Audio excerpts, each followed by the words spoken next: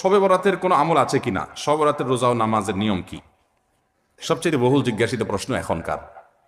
শবে বরাত আসছে, যেটাকে আসলে হাদিসের ভাষ্যে বলা হয়েছে মধ্য শাবানের রাত, শবে বরাত না, এটার হাদিসের ভাষ্যের নাম কি? মধ্য শাবানের রাত। এই মধ্য শাবানের রাত বা মধ্য শাবানের রজনী, এই রাতে যেটাকে আমরা শবে বরাত বলি, এই রাতের নামাজের নিয়ম কি?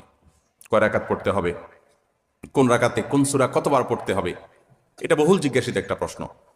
এবং এ ব্যাপারে আমরা অনেকে জানি যে শবে বরাতের নামাজে এত রাকাত পড়তে হবে, সেখানে সূরা কুল হু আল্লাহু ইখলাস এতবার পড়তে হবে, ইত্যাদি ইত্যাদি।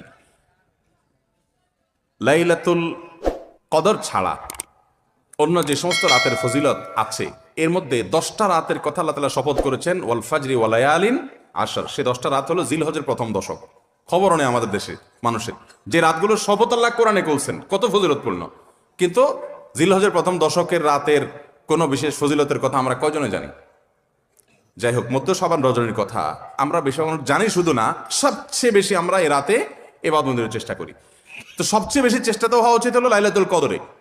এর পাশাপাশি যদি কেউ মধ্য শাবান রাতে আল্লাহ তাআলার ক্ষমা লাভের চেষ্টা করে, সেটা দর্শনীয় না, সেটা জায়েজ।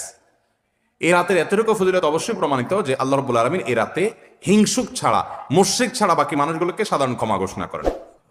অতএব এই রাতের একেবারে কোনোই ফজিলত নেই, ব্যাপারটা সেরকম না।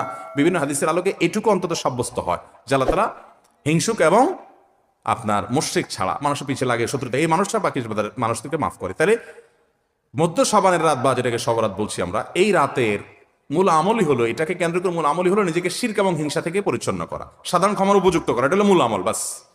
এর বাইরে আপনি ক্ষমা লাভের জন্য যদি চেষ্টা করেন, সেটা কোনো দর্শনীয় বিষয় নয়। তবে এই রাতকে কেন্দ্র করে বিশেষ ফরম্যাটের নামাজ, রাত জেগে, তারপর বিশেষ ফরম্যাটে ইবাদত, এই সূরা এতবার, এই নামাজ এত রাকাত, এরকম কোনো কথা কোরআন হাদিসে বর্ণিত হয়নি। এগুলো আমরা মনগড়া বানিয়ে নিয়েছি। এবং যদি এরকম কোনো ফরম্যাট আমরা ঠিক করে নিয়ে সেভাবে ইবাদত করাটাকে আমরা এই রাতের আমল, শরিয়া সিদ্ধ আমল মনে করি বা সুন্নাহ আমল মনে করি বা কোন নির্দিষ্ট আমল মনে করি, তাটা বেদাতে পর্যবেসিত হবে। অতএব বাড়াবাড়ি এবং ছাড়াছাড়ি এই দুইটাই আমাদেরকে পরিহার করতে হবে। যতটুকু আছে ততটুকু আমরা আমল করব এবং এসে আমল অনুযায়ী আমরা চলার চেষ্টা করব। শবে বরাতের সবচেয়ে